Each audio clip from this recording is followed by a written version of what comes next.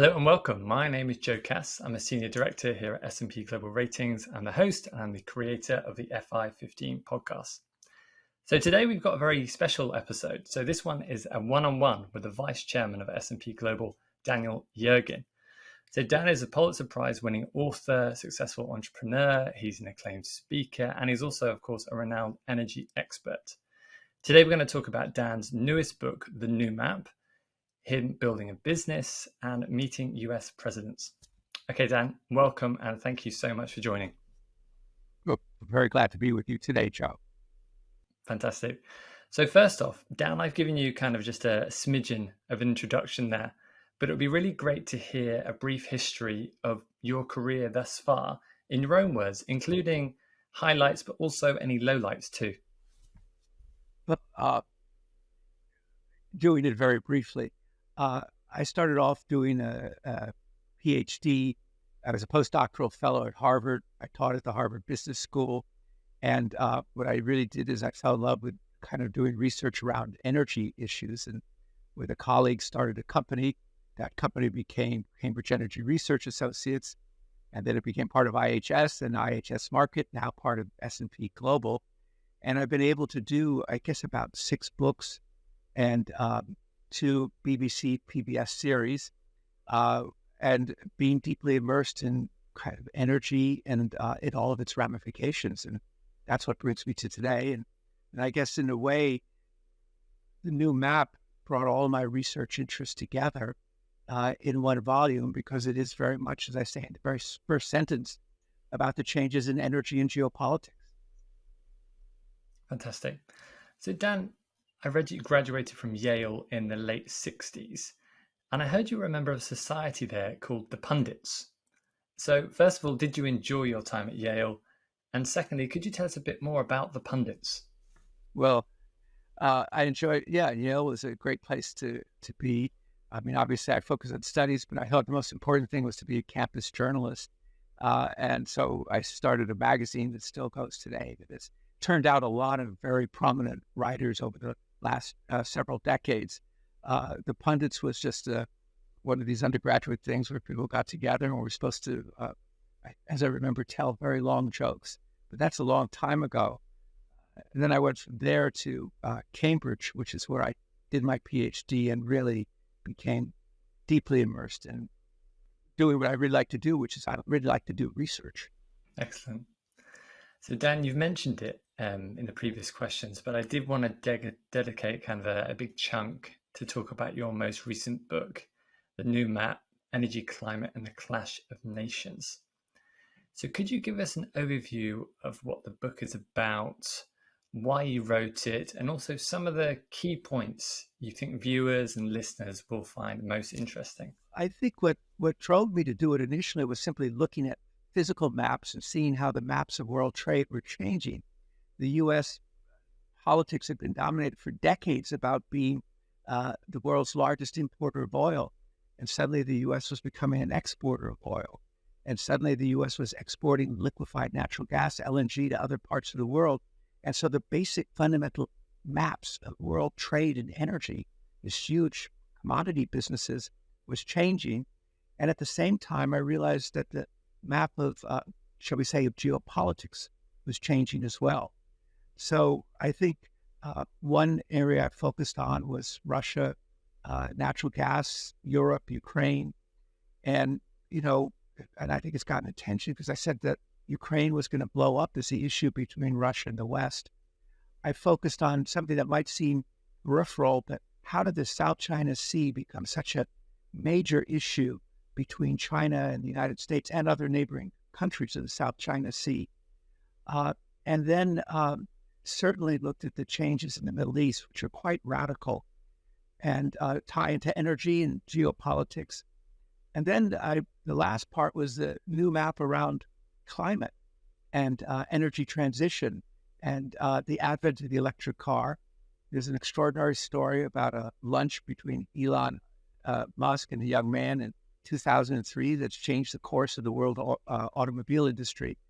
And the question that's very much on the table today, how to think about energy transition. So I think those are the subjects that I map in the new map. And I want to say, I think the section on energy transition is one I really call people's attention to, because that phrase gets thrown around anywhere you go in the world today.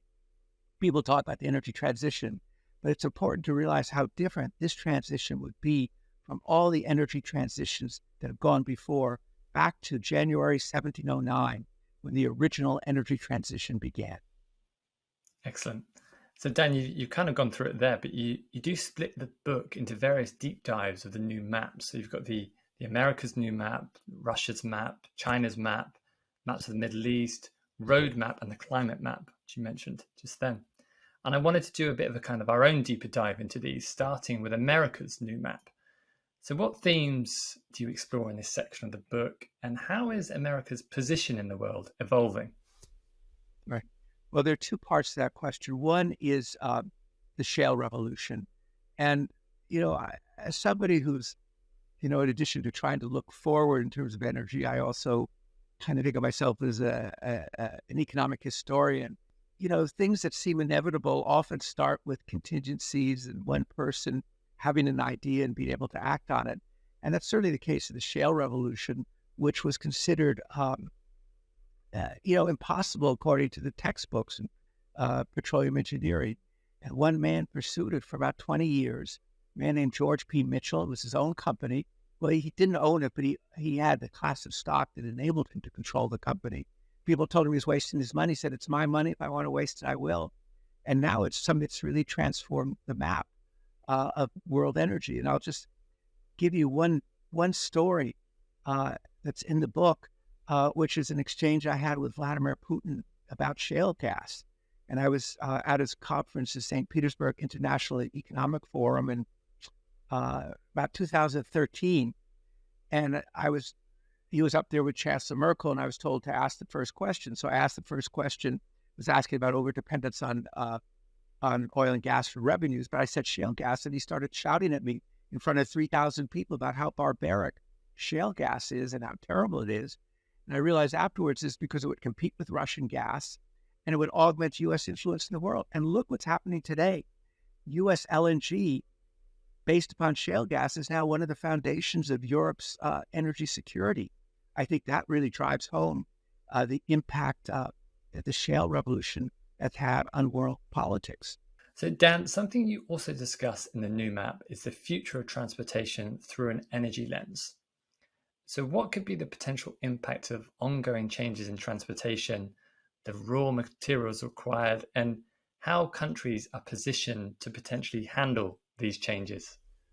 I think if you think back, and I mentioned that lunch in 2003 that Elon Musk had with this young man named J.B. Straubel, who was trying to sell him the idea of an electric airplane. And Musk said, I'm not interested. What about an electric car? Yeah, I might be interested in that. We have Tesla. And a few years ago, Musk said, if I hadn't had that lunch hadn't come about, there might not have been a Tesla. But look at, something that seemed, dead and buried, the electric car that had died with Thomas Edison at the beginning of the 20th century. Now every automaker is rushing to be a player in electric cars, driven partly by technology, but I would say more so really by government policy, whether it's in China, where about 30% of the new cars sold now are electric cars, in Europe, where it's about 20%, in the U.S., where it's between 8 and 9%. But all the automakers are rushing in that direction, and very ambitious goals. But I think what they're running into, and it's something that we're looking at S&P Global, is the raw materials that are necessary for it, the minerals that are necessary for it. A new car, an electric car, uses 2.5 times more copper than a traditional car. So the question is, where are the minerals going to come from? And you see today automobile makers trying to integrate upstream to, in fact, participating in lithium mines. They didn't used to backward integration like that. So I think there's a growing anxiety about the availability of the minerals that are going to be necessary for the scale of the of EV, the electric car revolution that's envisioned. And you sure get a lot of comments from a lot of governments, including EU, British, U.S., Japanese, Canadian, all expressing great alarm is, are the minerals going to be there? And by the way, who's going to own those minerals?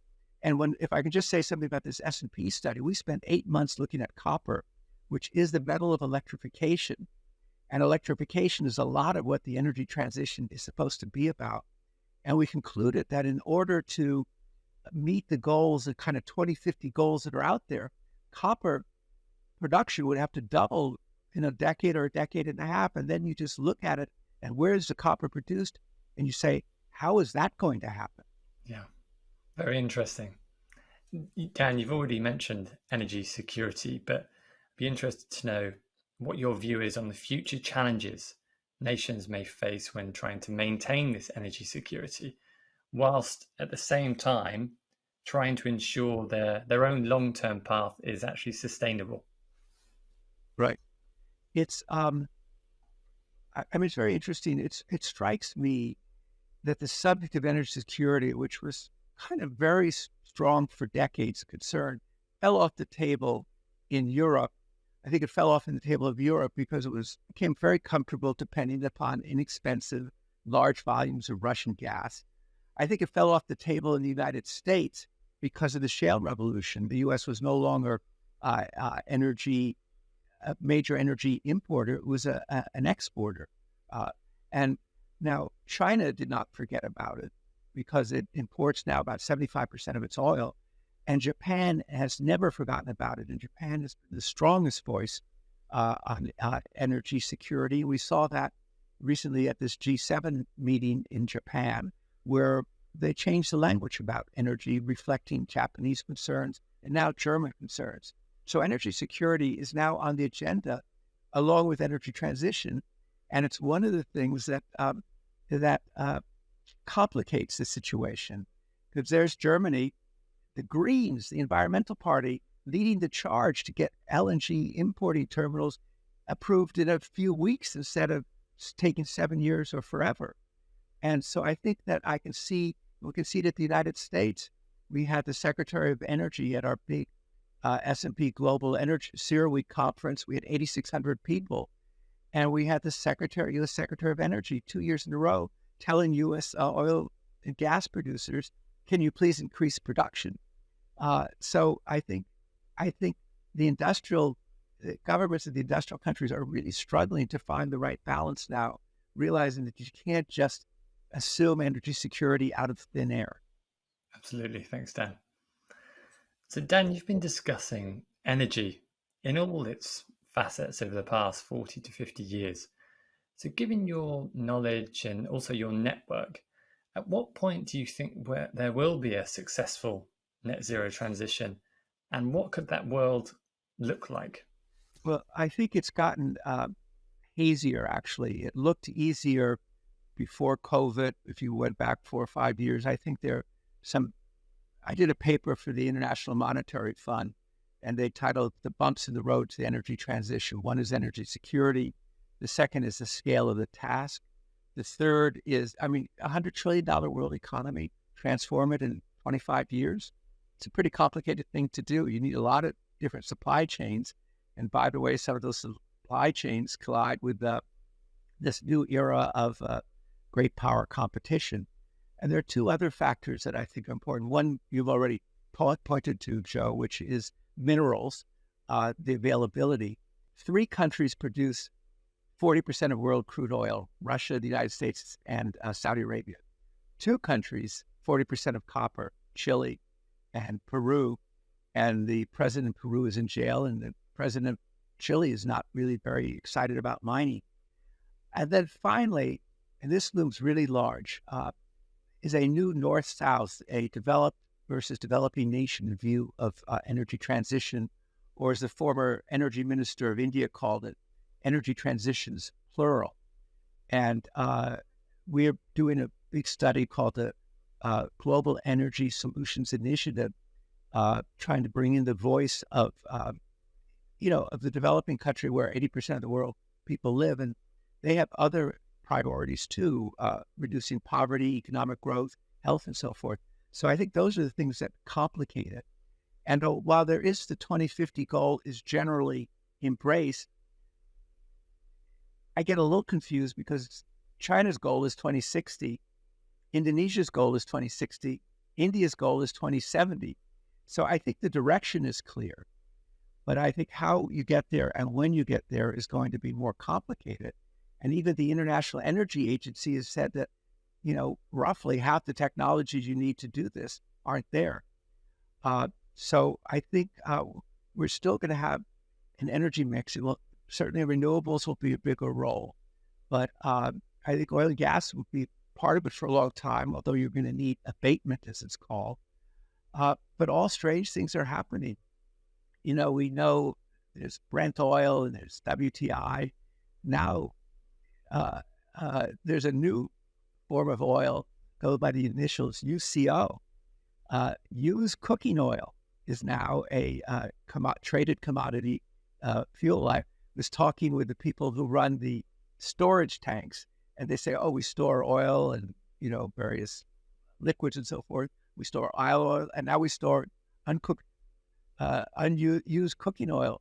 And the United States is now importing UCO, used cooking oil, from China in order to make biofuels and sustainable aviation fuel. So, but you're going to need a lot of used cooking oil to keep the fleets of 40,000 or whatever we have jetliners in flight. Fantastic. Thanks, Dan. So, Dan, an interesting one for you now. So, from your perspective, what energy theme, topic, or just view do you believe to be true that few other market participants would agree with you on? Well, I think I sometimes say I'm off consensus on energy transition because I think it is more complicated. And that if you're trying to make this kind of vast change in supply chain more difficult, I think that what I worry about is the clash between energy transition goals and this rising tension between particularly the U.S. and China, call it. In the new map, looking back, I was thinking about it today. John Maynard Keynes, the famous economist, had a description of what globalization was like before the First World War. And I was just thinking about it and how it ended. And I was thinking about it today as we see how much more challenging, the challenges to globalization, the sort of rise of trading barriers and so forth. And that's part of this new. So we've gone from what I call the WTO consensus in the new map to great power competition.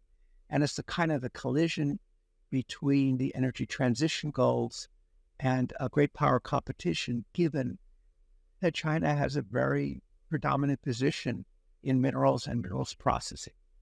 So I think that's something that is not fully recognized. And I think maybe not fully recognized just is the extent of how much the energy transition depends upon minerals. That it's the wind and the sun may be free, but you're going to need a lot of minerals for offshore wind turbines and so forth. In other words, a lot of manufacturing as well. So I think those are some of the things that are on my mind. And I find this issue around critical minerals has really gotten interesting, and it ties into this whole, backing away from global supply chains, trying to regionalize supply chains. One book I did, Joe, was called, and that was a PBS television series, was called The Commanding Heights, and about the globalization. And looking back on it, you realize that the global playbook was efficiency, supply chains. And now you see this backing away from it, and regionalization, national security, trade barriers, whatever you want to call them. And you realize that's going to drive up costs. And that's going to be a longer term stimulus to inflation that people are thinking about now. So, Dan, I mentioned in my introduction that you are a very successful entrepreneur. So I wondered if you could give us a story of how you managed to build one of the world's best-known energy consulting firms, the Cambridge Energy Research Associates, starting, I've heard, with a $2 Salvation Army filing cabinet. Right. Well, yes. So I had been part of this energy research project at the Harvard Business School, and that was a book that came out at the right time. It was on the front page of the New York Times. It was a bestseller, and I found just I love doing this research and understanding it, because the great thing about energy, it just involves everything from geopolitics to technology. So it's a wonderful window on the world. And and then I moved over to the Kennedy School at Harvard, but I certainly had an entrepreneurial bug that I just liked entrepreneurship. And so somebody who came to work with me, named Jamie Rosenfield, who was as my research assistant, we then decided, well, let's launch a business. And if it works, fine. If it doesn't work, we'll find something else to do. And so it was really just two of us with a filing cabinet, but we had the momentum that had come from doing this very influential study. And it kind of acted as a magnet because it just drew talent. People just showed up at the office and wanted to work. And I remember, I remember once somebody was at another table and overhearing a conversation and hired the woman. It was just, when you start a business and it's just a couple of you, can kind of do whatever you want, even if you have no resources. There's a question of how to capitalize the business. And the way we capitalize it is I had an advance for the book called The Prize, which became the Pulitzer-Prize winner. And I just used that advance to do it and, take a risk, and started doing research. And then it just gravitated. People and clients started coming to us too. And we realized we didn't know what business we were in until we read a perspective for a company called Gartner and realized we were in the syndicated research business. And so we were a couple hundred people, and we had offices. We'd meet somebody, would you like to? You could be our Mexico City office, and you could be our Rio de Janeiro office. And so it was very, networky. And then we became part of IHS, which had a big upstream oil research business. And it then started to become part of larger companies. And, then you have, HR officers, and you start to have procedures and things like that. But we'd started this conference called CERAWeek. And the first time we did it in Houston, we thought, this is amazing. We have 180 people here. My gosh, how did we do that? And then this past year, we had 8,600 people. So there's been, with ups and downs, a pretty straight line. And now part of S&P Global, which has incredible, if you like research, S&P Global is a fantastic place to be because it has so much knowledge that's embedded across the companies. And like this copper study, we couldn't have done it without the kind of resources from the different parts of the company and bringing people together. But I still think that I have the strong entrepreneurial drive. And I really think about like doing this big copper study. It was really creating something out of an idea. And I think, I've never thought about it this way, whether it's creating a book out of an idea or a question on one's mind, which I look at a lot of my books, that's where they emerge from, or from a business point of view, having an idea and then being able to follow through on it. It's actually something I find exciting. And what I love is I learn new things all the time. And it's fun to be part of teams. Fantastic. So Dan, you mentioned it there. I wanted to talk a bit more about CERAWeek. So it's been going now for nearly 40 years, and it's one of the biggest, if not the biggest, global energy geopolitical kind of events in the world. So what prompted you to start the event originally, and what aspect do you currently love the most? Well, what got us, it just seemed that part of being in any, I think, business is a community of that business. And we saw this as a community to bring people together, the clash of ideas and kind of that constant process of learning. So I think that's what started us doing it. And, I remember one person said early on, I said, well, I don't know if we should do something. They said, well, it's your business. You can do what you want. So why don't we have a conference? And I think people gravitated to it and have gravitated to it because it's very content rich. I mean, I spent a month doing almost nothing except preparing for the dialogues that I'm going to do on stage, whether it's with CEOs, whether it's with energy ministers, whether it's with U.S. senators, cabinet secretaries, and we take the content preparation really seriously. It's not outsourced, and it's our own people who moderate the sessions. So a lot of work goes into that. And at the same time, of course, it's great for relationships. And, I know the oil minister of one very prominent country said, well, there's CERAWeek and then there's everything else. And it does certainly encompass technology. And one of the big changes is how much more on technology. We created this section called the Agora, which is a technology platform. And we had 225 startups there. So it's a very broad range thing. I was talking to the CEO of an electric utility company. He said, I used to think it was an oil and gas conference. I now realize it covers the whole spectrum, including electric power, renewables, technology. And I think people found it essential that it's a way to have a sense of where the world's going and, what's going to happen next year or next 5 years. And of course, it's a great place where, there were a lot of Europeans at CERAWeek this year who were doing deals for U.S. LNG. That was very evident that was going on as well. So a lot of those connections. But for me, the best part for me is the content and it's the learning and the perspectives that come out of it. And you realize how much could change in just a year. Excellent. So Dan, you advised several U.S. administrations and presidents in the past, so including Clinton administration, Obama, Trump administration. So what has your experience been in these kind of advisory roles? Is it difficult sometimes to speak truth to power? And did you have any standout relationships with any particular president or administrations over the years? Well, I think one thing is, I am expert role rather than the, proponent of specific policies. So I'm the only person who served on the Secretary of Energy Advisory Board under 2 Democratic and 2 Republican administrations.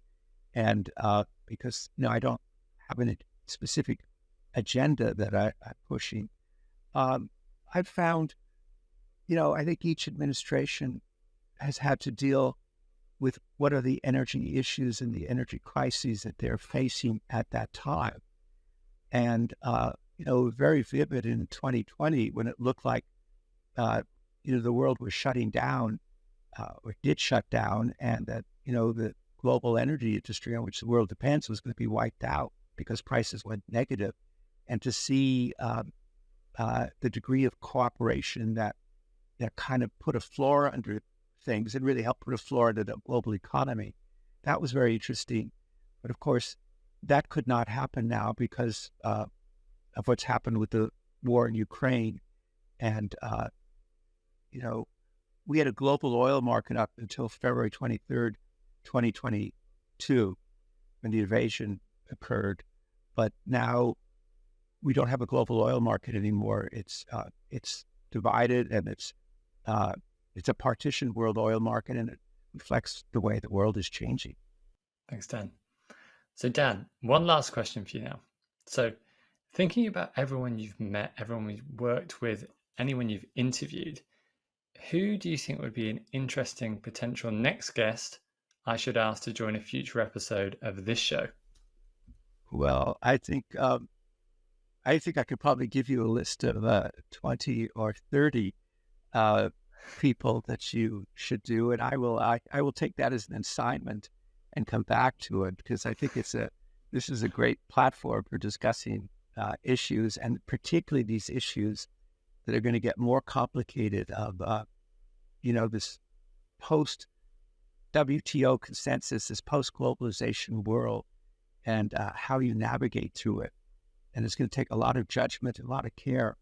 I should say, if I could say one thing that struck me, it's so striking for me why this book I wrote some time ago, The Prize, continues to be read and reread. I meet people who've just read it and will say it's one of the best books they've ever read. And I realize it goes back to something you asked me earlier, Joe. And that was that I started a business the same time I started writing the book. Insane. My advice to anybody, don't start a business and start writing a book the same year because you don't get any sleep. But because I was doing that, I realized, a lot of people write books, but they don't realize that when you're in business, you don't have all the information, you don't have all the time, and you don't know what's going to happen in the future. And so you're making judgments within that world of uncertainty. And I think I captured, because I was an entrepreneur at the same time without thinking about it, I think I captured that spirit. And I think